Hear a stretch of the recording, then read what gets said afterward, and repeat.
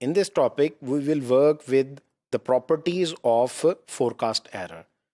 We will develop the asymptotic distribution of minimum mean square error forecast. So for this purpose, first we study the properties of the forecast error. So we know that minimum mean square forecast error can be written in this form. ENL के forecast error जबकि आपने origin time point n पे लिया है और lead time l है, तो इसको हम इस फॉर्म में लिख सकते हैं. We have already derived this result. अब अगर हम इस फोरकास्ट एरर की डिस्ट्रीब्यूशन को देखना चाह रहे हैं तो हम ये जानते हैं कि हमारा जो फोरकास्ट एरर है वो एक लीनियर कम्बिनेशन है z टर्म्स का. तो इसका मतलब ये हुआ कि z की जो डिस्ट्रीब्यूशन होगी उसके लीनियर कम्बिनेशन से चूंकि फोरकास्ट एरर बनेगा तो फोरकास्ट एरर की भी जो डिस्ट्रीब्यूशन है वो वही होगी. Parameters will be changed accordingly.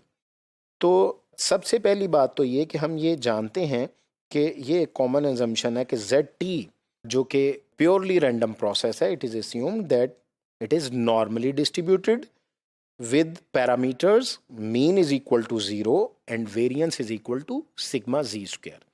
अब ये रिजल्ट हमारे पास मौजूद है, इसको हम यूज करते हुए फोरकास्ट एरर की डिस्ट्रीब्यूशन देखेंगे.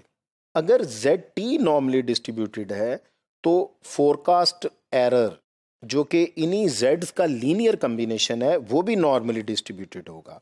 लेकिन फ़र्क सिर्फ ये होगा कि इसके जो पैरामीटर्स हैं, फोरकास्ट एरर का मीन और फोरकास्ट एरर का वेरिएंस, जो ये पैरामीटर्स होंगे वो इस नॉर्मल डिस्ट्रीब्यूशन के पैरामीटर्स कंसिडर किए जाएंगे.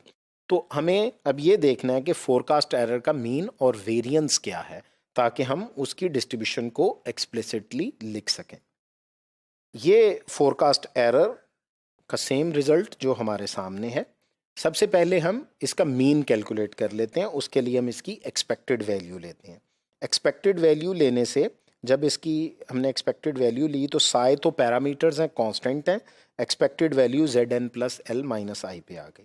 और Z चूंकि प्योरली रैंडम प्रोसेस है, जैसा कि अभी हमने ये लिखा कि Z का मीन 0 है, तो इस बेस पे ये Zn प्लस L माइनस आई, और चूंकि ये एक स्टेशनरी प्रोसेस है इसलिए इसका मीन टाइम डिपेंडेंट नहीं है. तो जब हम इसकी एक्सपेक्टेड वैल्यू Z लेंगे तो ये 0 हो जाएगा. अब ये तो हमारे पास एरर का मीन आ गया. अब एरर का वेरिएंस कैलकुलेट करने के लिए हमने इसी एक्सप्रेशन का वेरिएंस ले लिया. So variance of ENL is equal to variance of this linear combination. तो जब हमने इस पे वेरिएंस अप्लाई किया तो sum i vary 0 to L minus 1 psi i square into variance of Zn plus L minus i plus sum i j psi j covariance of Zn plus L minus i Zn plus L minus j provided that i is not equal to j. तो हम ये जानते हैं कि ये variance की property के accordingly अगर आप कुछ सम ऑफ वेरिएबल्स का वेरिएंस लेंगे तो एक तो उनके वेरिएंसेस का सम आएगा और सेकेंडली उनकी कोवेरियंस टर्म्स आएंगी. और ये जो साई आई कांस्टेंट साथ मौजूद है, जब हमने इसका वेरिएंस लिया तो ये साई आई स्क्वायर हो गया, जबकि जब ये कोवेरियंस आएगा तो ये साई आई और साई जे दो को अलग से टर्म्स आ जाएंगे.